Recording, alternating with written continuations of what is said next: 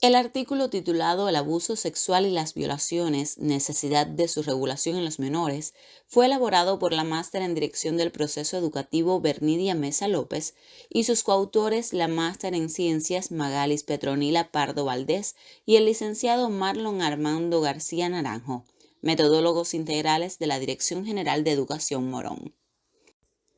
La violencia no consiste únicamente en daño físico, psicológico o emocional, sino que incluye también el abuso sexual y las violaciones de las que se hablará en este artículo, y cuya definición es toda aquella conducta que amenace o violente el derecho del menor a decidir y ejercer de manera voluntaria todo lo que respecte a su sexualidad. En este sentido, se puede apreciar que la mayoría de las víctimas pertenecen al nivel educativo secundaria básica, por lo que se necesita trabajar con los docentes, estudiantes y su familia para determinar las causas que han originado estos acontecimientos tan desagradables. De esta forma, poder dar tratamiento. Las causas y condiciones que provocaron estas incidencias fueron: no verificar la trayectoria laboral y ciudadana de trabajadores antes de emplantillarlos. Se aprovecha la condición de oficial de guardia y miembro del consejo de dirección para cometer el hecho. Permitir la salida de estudiante del aula durante el horario docente. Se incumplen las funciones del oficial de guardia en las instituciones educativas. Falta de control de la familia hacia el menor. Niños bajo la custodia de personas que no son familias, vecinos, padrastros. Engaños con regalos y amenazas a los menores. No atención de la familia a los planteamientos de los menores y dan razón a los adultos involucrados. Padrastro. Se pudo comprobar que se viola Reglamento Ramal de la Disciplina Laboral en el Ministerio de Educación 506 del 2014.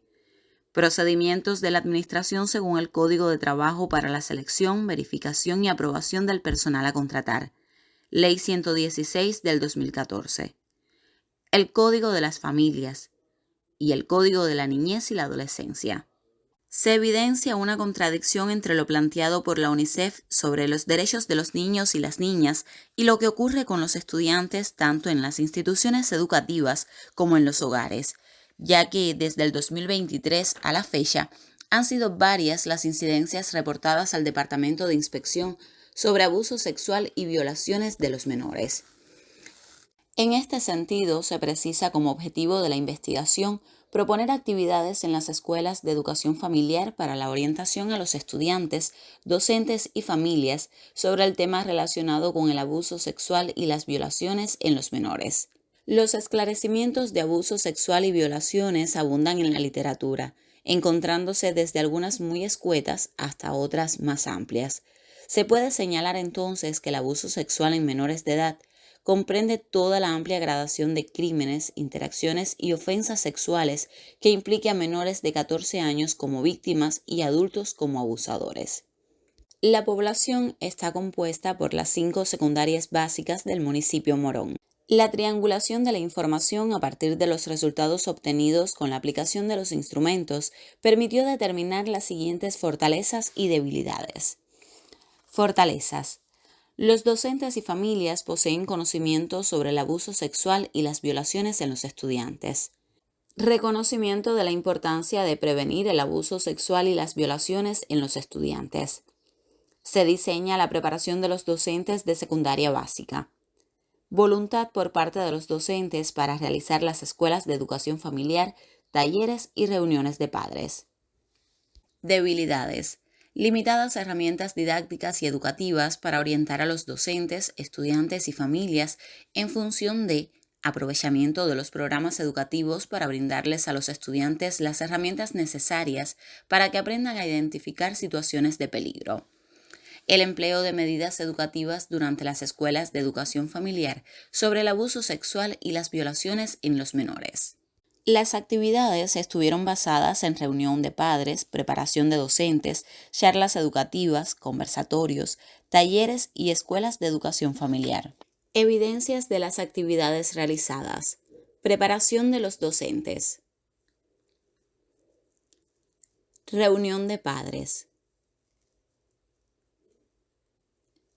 Escuelas de educación familiar. Charlas educativas. El abordaje del abuso sexual y las violaciones deben hacerse desde distintas perspectivas.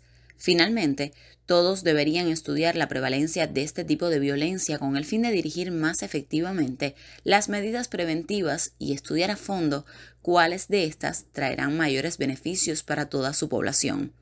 El abuso sexual y las violaciones es un problema que nos incumbe a todos y por ende debemos estar en la capacidad de contribuir con el combate de este tipo de maltrato infantil.